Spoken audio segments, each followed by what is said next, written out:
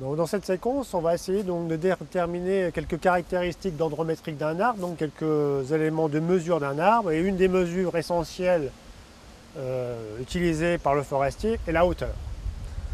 Donc notre opération là va être de mesurer une certaine hauteur. Là, on a décidé de prendre ce bel arbre qui est en face de nous là. Et là, ce bel arbre, à un moment, fait une belle fourche. Donc on va essayer de déterminer la hauteur à laquelle se situe cette fourche-là. Donc pour mesurer cette hauteur, nous avons différents moyens. Le moyen le plus simple, entre guillemets, c'est l'expertise, c'est-à-dire que des gens qui ont certaines connaissances sont capables d'estimer une hauteur. Ça, c'est le plus simple. Ensuite, on a un outil qui est vraiment très simple, qui consiste à avoir deux morceaux de bois de la même dimension. Et donc de mettre le premier morceau de bois au niveau de l'œil et de bien mettre le deuxième morceau de bois juste à l'extrémité. Tout ça pour avoir une bonne relation entre les deux morceaux de bois et que ce triangle-là soit équivalent à ce grand triangle qui va de là jusqu'en haut de la fourche. Et donc finalement, ce qu'on va faire, c'est qu'on va regarder avec le bas de ce morceau de bois le pied de l'arbre, la souche, et avec le haut, le point qu'on veut mesurer, c'est-à-dire ma fourche en haut.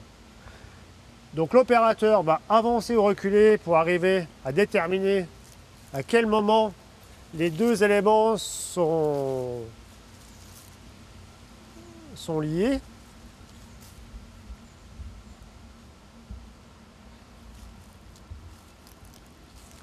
Et lorsqu'on est arrivé à la distance, donc celle-ci là, ça veut dire que cette distance des pieds donc de Aude jusqu'à la souche correspond à la hauteur de notre fourche.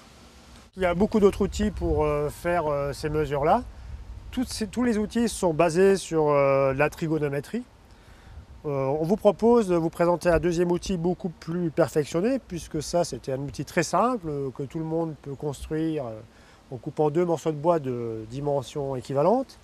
Là, cet outil-là, ça s'appelle un vertex. C'est un outil qui se trouve dans le commerce, mais qui est assez cher et qui fait de nombreuses mesures, dont des distances, des angles, des choses comme ça.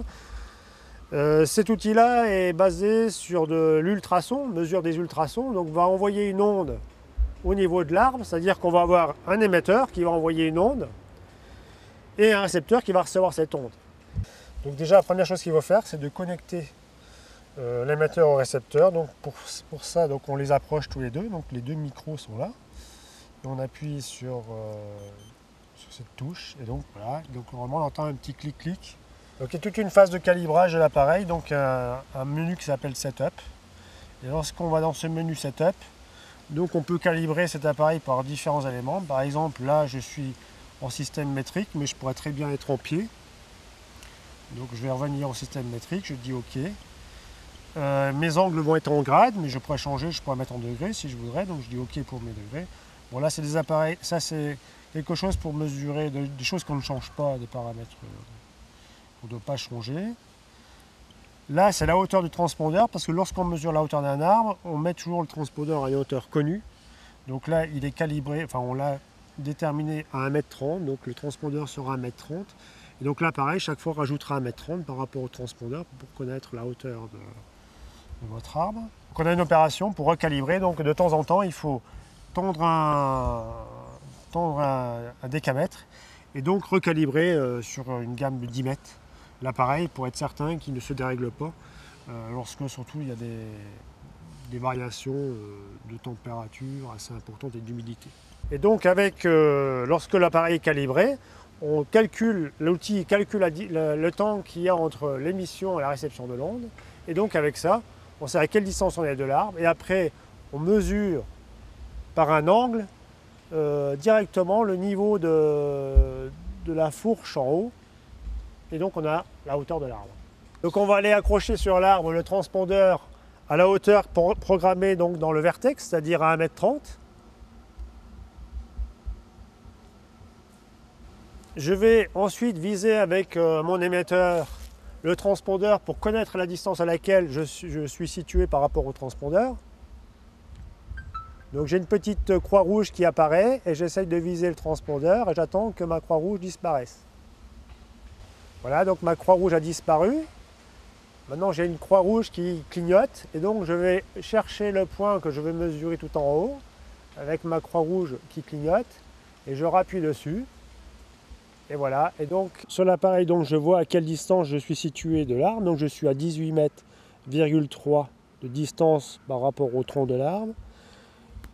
Et j'ai une hauteur donc, de ma fourche qui se situe donc à 10 mètres. Donc la hauteur de ma fourche est bien à 10 mètres.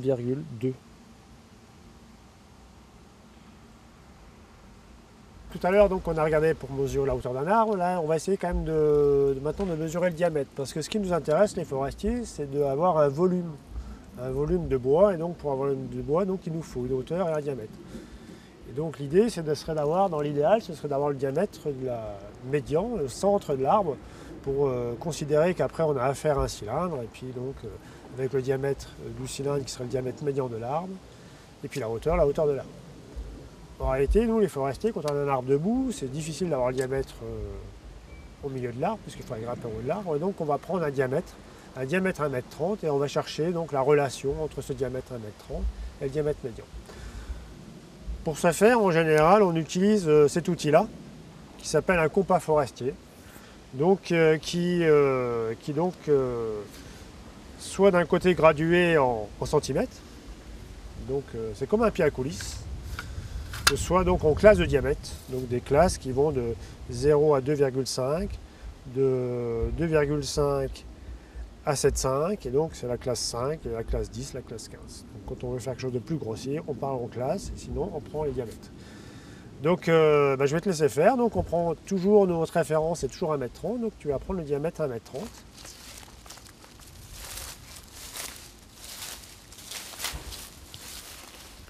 Donc voilà. Donc tu trouves combien? Alors, 44 cm. 44 cm. Alors le souci, c'est qu'un arbre n'est jamais totalement cylindrique.